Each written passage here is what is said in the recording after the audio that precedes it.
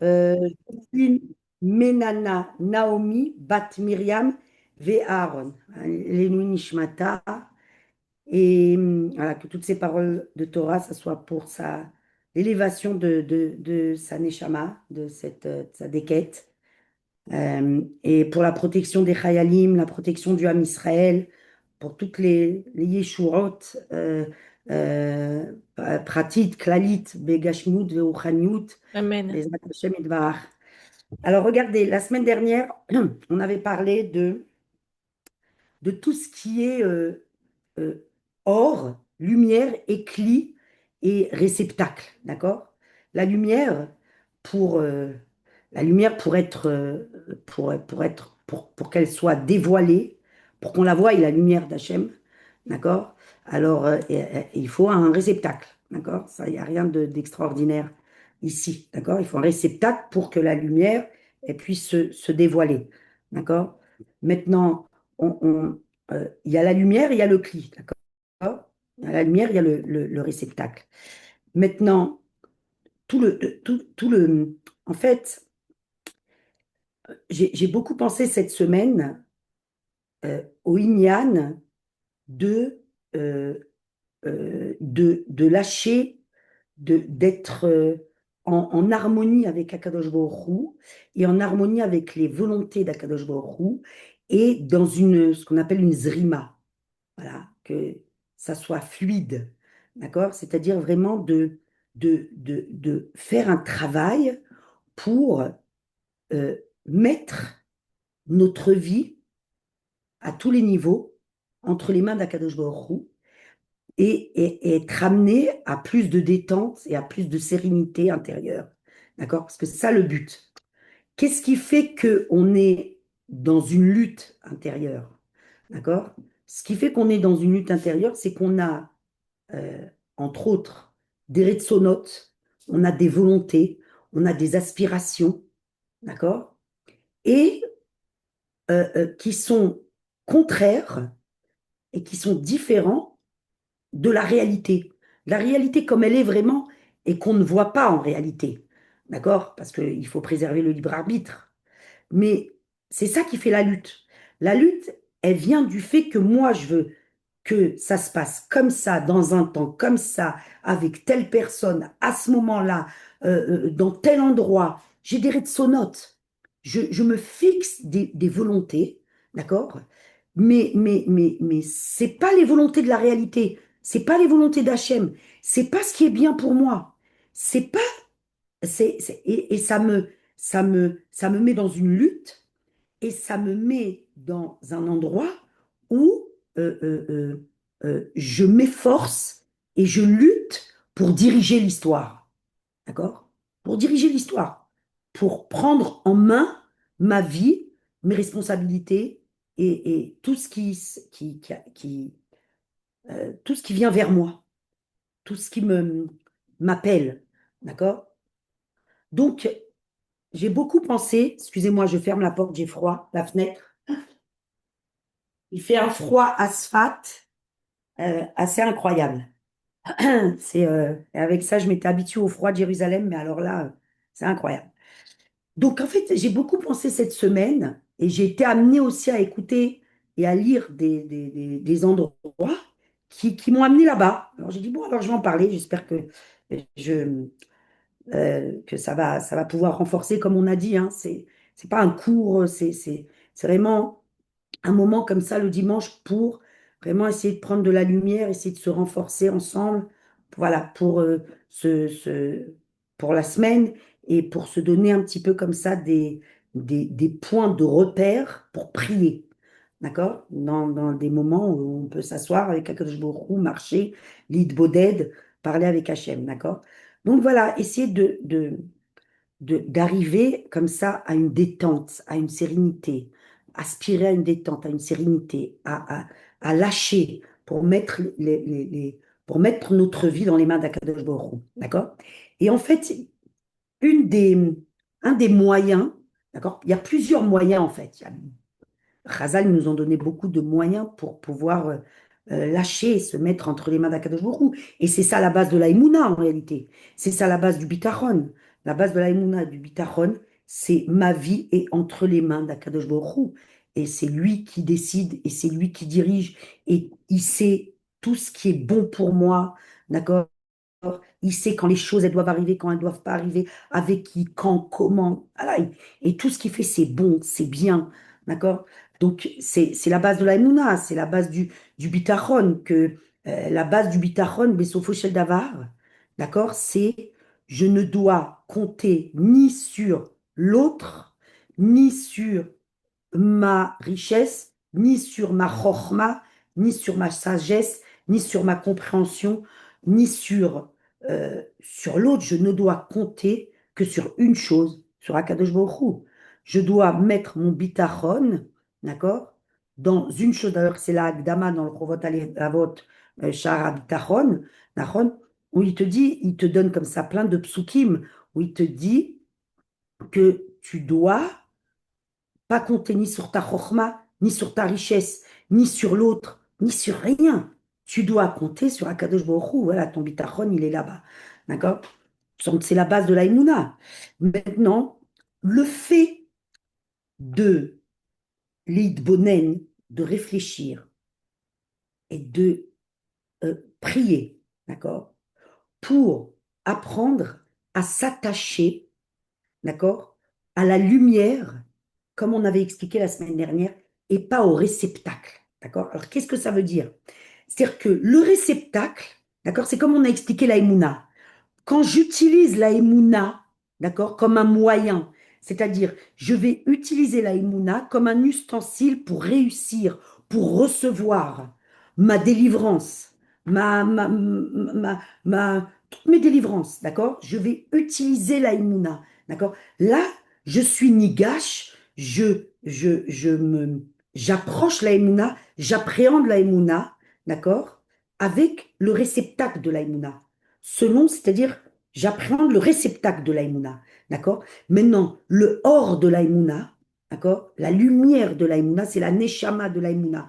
C'est, je demande à Kadosh Baruch Hu de me donner de l'aïmouna, de me donner du bitachon, de me renforcer dans l'aïmouna pour créer un lien avec lui, pour créer un attachement avec lui, pour créer une vie sereine, d'accord? Pour avoir plus de sérénité en moi, plus d'apaisement en moi, d'accord? Alors, je suis nigash à l'aïmouna, d'accord? Je vais vers l'aïmouna en m'attachant à la lumière, d'accord? À la neshama de l'aïmouna, d'accord? Donc en fait, le keli de toutes les mitzvot, d'accord, le récipient, le réceptacle des mitzvot, en fait, je vais utiliser la mitzvah pour l'utiliser pour recevoir. Le Kéli, il est là pour accueillir la lumière, parce que sinon on ne voit pas la lumière, d'accord?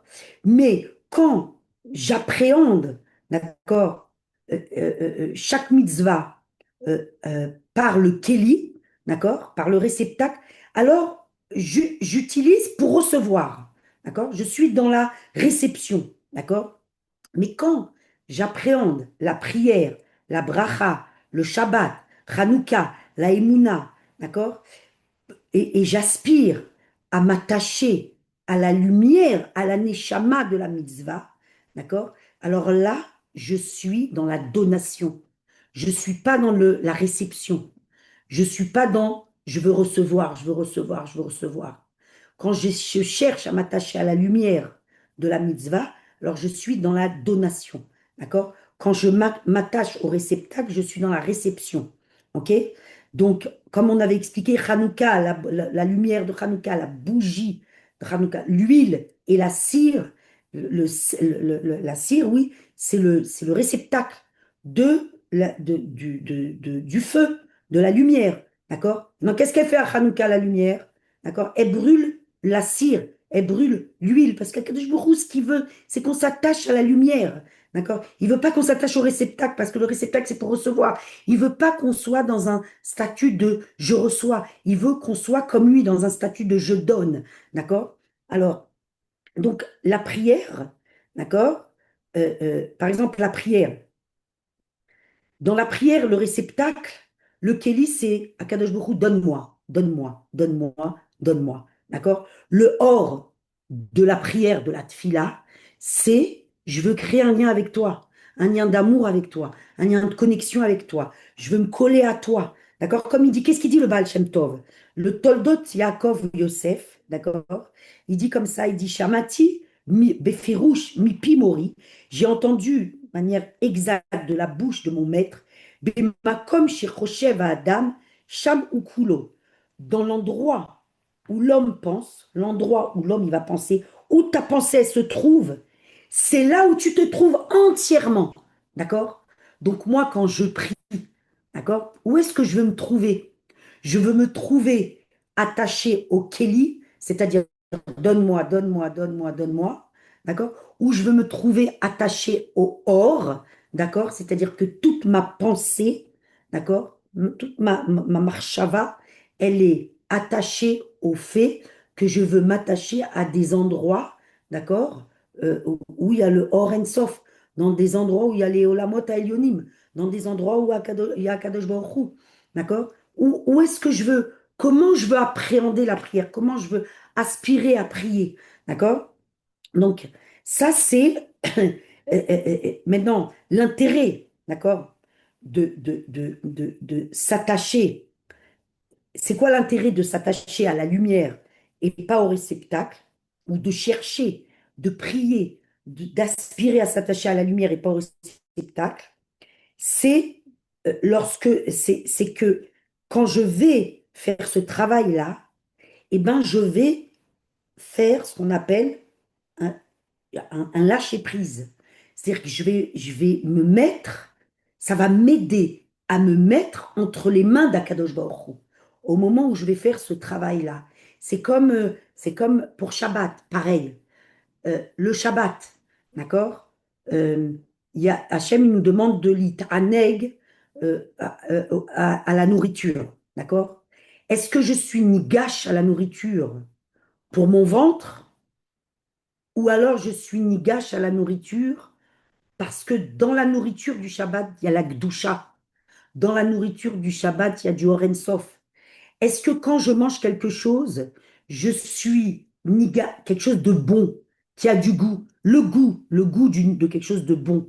Eh ben c'est du Or Sof, c'est de la lumière divine, le goût d'un bon plat, d'une nourriture, c'est de la lumière divine. Alors comment je suis nigache? D'accord? C'est dans la pensée que ça se passe. Comment je suis nigache à cette nourriture? Pour mon ventre, pour mon plaisir, ou alors j'essaye de rentrer dans une pensée, d'accord, où ben, dans cette nourriture que j'aime, qui est bonne, qui a bon goût, d'accord, il y a du or en sof, il y a de la lumière infinie, d'accord. Juste le fait de penser à ça seulement, eh ben, les choses, je les vois plus de la même manière. Je vois plus la réalité de la même manière. Je ne vis plus la réalité de la même manière. D'accord?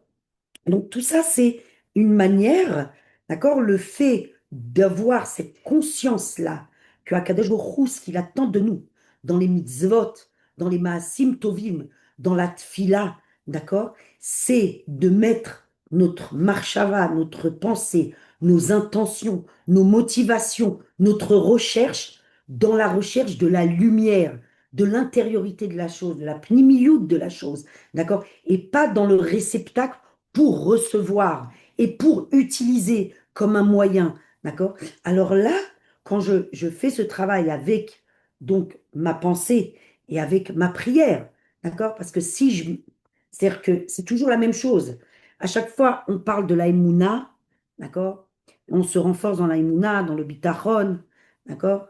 Mais il n'y a rien qui peut se faire sans passer par une discussion avec Akadosh Baruch Hu de tous ces concepts-là et de toutes ces perceptions et de toutes ces compréhensions. D'accord? Il n'y a rien qui peut être intégré en nous, ancré en nous, travaillé, si je ne vais pas en discuter avec Akadosh Baruch Hu pour que lui, il m'éclaire dans mon cerveau, dans ma pensée, et que lui, il me donne les paroles, d'accord, que je vais dire pour pouvoir comprendre, pour pouvoir m'éclairer, pour pouvoir me guider, d'accord? Donc je le répète à chaque fois parce que parce que c'est, comme il dit Rabbi Nachman, Aïd Bodedut olé à la colle. L'Aïd Bodedut est au-dessus de tout. Il a pas dit ça pour rien. D'accord? Il dit plus que ça, il dit Aïd Bodedut ou Shoresh, Agdusha, Tahara et Hatshuva. L'Aïd Bodedut, c'est la racine du repentir, de la pureté et de la pureté et de la sainteté. D'accord? Vous vous rendez compte, c'est des paroles très très fortes. D'accord? Donc, je suis obligée de passer par la des doutes quand je prends conscience que Akadosh Baruch Hu, ce qu'il attend de moi, c'est que je m'attache et que j'aspire à m'attacher à la petite lumière de Hanouka et pas à l'huile qui est en train de brûler, d'accord, au goût de la nourriture, parce que là-bas, il y a du Or en Sof et pas au goût pour mon ventre. Et dans tout quand je fais une bracha, d'accord, quand je fais une bracha, si quand je fais une bracha, je suis dans la conscience, d'accord, que je libère des étincelles de sainteté qui se trouvent dans cette pomme, d'accord? Et que c'est une partie de la shrina, et que je répare la shrina à ce moment-là, d'accord? Au moment et que je suis dans cette pensée-là, je suis dans cette aspiration-là, dans ce travail-là, d'accord? Ben, ça m'élève, c'est pas pareil. Je crée un lien avec Akadosh Baruch Hu, je me purifie, je me sanctifie, d'accord? Et ben ça, ce travail-là, et ben il amène la force de mettre ma vie entre les mains d'Akadosh Baruch Hu. Parce que j'ai créé avec ce travail une connexion avec Akadosh Baruch Hu, un lien avec Akadosh Baruch Hu. D'accord? Ça, c'est une chose. Une deuxième chose aussi, un des moyens de trouver de la sérénité dans ce qu'on vit, de lâcher et mettre tout entre les mains d'Akadosh Baruch Hu, d'accord? C'est le fait de travailler et de travailler et de prier sur ce qu'on appelle le moment présent. Vivre le moment présent de chaque situation, de chaque chose qu'Akadosh Baruch Hu amène à moi. D'accord? Que ce soit euh, dans l'écoute avec un enfant. Un enfant, il vient me parler. Et là, d'accord, je dois vivre un moment présent avec lui, d'accord, où je dois être dans une écoute totale avec mon enfant, d'accord, à le regarder dans les yeux, à me concentrer et être dans une écoute euh, euh, euh, parfaite et entière avec lui ou avec une amie, d'accord? Une amie, elle vient me parler, elle vient me confier sa douleur, sa joie, parler avec moi, d'accord? Si c'est mon amie, ok, eh ben, je dois vivre avec elle un moment présent, unique, où je dois être dans l'écoute. Je ne dois pas, quand elle vient me parler, c'est parce qu'elle me fait confiance, c'est parce qu'elle a besoin de parler avec moi, c'est parce qu'on doit échanger quelque chose, d'accord? Donc là maintenant, si au lieu de vivre ce moment présent qui peut en réalité nous apporter à toutes les deux de très grandes choses, d'accord? Et si je pense au passé, et si je pense à ce que je dois faire dans 3 secondes, et si je pense à plein de... Je suis pas avec elle, alors je suis pas là, je suis dispersée, d'accord? C'est pareil dans tout, en réalité. Si pendant que je fais ma bracha, d'accord, alors je pense à ce que je vais faire dans 2 minutes ou au regret de ce que j'ai pas fait hier, alors je suis pas avec ma bracha, je suis pas connectée à Kadosh Baruch Hu, d'accord? Je suis complètement dispersée. C'est-à-dire, ce que je veux vous faire comprendre, c'est que le fait de travailler ce inyan du moment présent, de vivre le moment présent, d'accord? Et bien ça amène de la sérénité, ça amène de l'apaisement et ça amène de la émouna et du bitachon, d'accord? C'est un moyen, ok? Maintenant, en fait, vous savez, souvent, je prends l'exemple de la tfila, d'accord? Parce que ça me concerne beaucoup, la tfila, ok? Euh, aujourd'hui, on a trop tendance à dire, il faut que, il faut que je prie, il faut que je fasse telle ou telle chose, il faut que je fasse ce maaseh tov, d'accord? Il faut. Mais en réalité, moi, ça me pose un problème, ce il faut, d'accord? Pourquoi il faut? Quand on dit il faut, c'est lourd. Non, il faut demander à Kadosh Baruch Hu, Kadosh Baruch Hu, je veux pas être dans cette émotion intérieure, comme ça, ce regesh intérieur de il faut. Je veux être dans j'aspire, ani מתגעגע, אני נחשפת, אני משתוקקת להתפלל.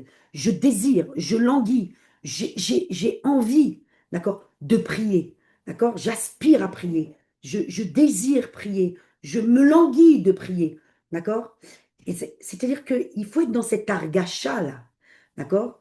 Et pas dans ce il faut. Maintenant, c'est, c'est-à-dire que quand je suis dans cette fila-là avec Akadosh Baruch Hu avant de prier, et dans la fila de je veux vivre avec Hachem un moment présent qui est unique au monde, qui existera plus jamais, d'accord? Et que ce moment-là de tfila ou autre, hein, d'accord, je prends la tfila, mais on peut prendre, on peut, chacun il peut se voir où justement c'est difficile pour lui de vivre son présent dans cet avodat Hashem. Alors il y en a, une c'est la tfila, une ça va être les teilim, bon c'est la tfila aussi, mais une ça va être de faire de la tzedaka, une ça va être de cuisiner, une ça va être de faire le ménage, une ça va être tout ce qu'on peut faire, d'accord? Tout ce qu'on peut faire pour éviter, d'accord, que ça soit quelque chose de lourd, quelque chose de pesant, quelque chose où justement, au lieu que je me laisse diriger par Akadosh Baruch Hu et que je mette ce moment-là entre les mains d'Akadosh Baruch Hu, d'accord, alors c'est kaved, c'est lourd pour moi. C'est lourd pour moi maintenant de me mettre dans ma cuisine et de rester 5 heures à préparer mon Shabbat, alors qu'en réalité, c'est une très très grande mitzvah. D'accord? C'est lourd pour moi maintenant de devoir faire ma maison impeccable pour Shabbat ou pour le bien-être de mes enfants, de mon mari ou de moi-même. Mais c'est lourd pour moi. Vous avez compris cette lourdeur dans certaines choses. Alors chacun, il a sa lourdeur. D'accord? Chacun, il a son fardeau que c'est lourd. Mais en réalité, si on apprenait à vivre la chose comme un moment présent, comme vivre maintenant un présent qui n'existera plus jamais et qui est unique au monde, d'accord? Alors la lourdeur, elle s'en va. Et en fait, et comment on fait ça en réalité? Comment on fait ça? On en a déjà parlé, mais je trouve que c'est important d'en reparler, d'accord? On fait ça en se coupant du passé et du futur, d'accord? C'est-à-dire qu'au moment où je m'apprête à faire quelque chose, il faut que le passé n'existe plus dans ma tête, d'accord? Parce que si je suis dans le passé, ben, je ne suis pas dans le présent, puisqu'on a dit que où ma pensée elle est, c'est là-bas que je suis entièrement. Donc si je suis dans le passé, je ne suis pas dans le présent, d'accord? Donc dans le présent, je n'existe pas. Donc si je suis dans le passé de, oh là là, la dernière fois quand j'ai fait mon Shabbat, j'ai mis 8 heures, ça a été trop long et c'était fatigant. Je reste coincée dans mon passé, d'accord? Ou oh là là, je suis coincée dans ce souvenir-là que hier, quand j'ai prié, c'était difficile et ça a été une lutte et j'ai eu plein de mauvaises pensées, d'accord? Je reste coincée dans un passé, d'accord? Ou alors je reste coincée dans un futur de, oh là là, je dois prier, mais j'ai une tonne de choses à faire et je dois aller à Spic, d'accord? De faire plein de choses. Oui, ça s'appelle Kohar Hamedame Bidjouk. D'accord? Il faut faire un birour, il faut faire un tri dans notre Kohar Hamedame, dans notre force d'imagination. D'accord? Et un moyen de faire un birour, d'accord? C'est qu'au moment où je m'apprête à faire quelque chose qui est la volonté d'Akadosh Baruch Hu, d'accord? Et qui est ma volonté aussi, d'accord?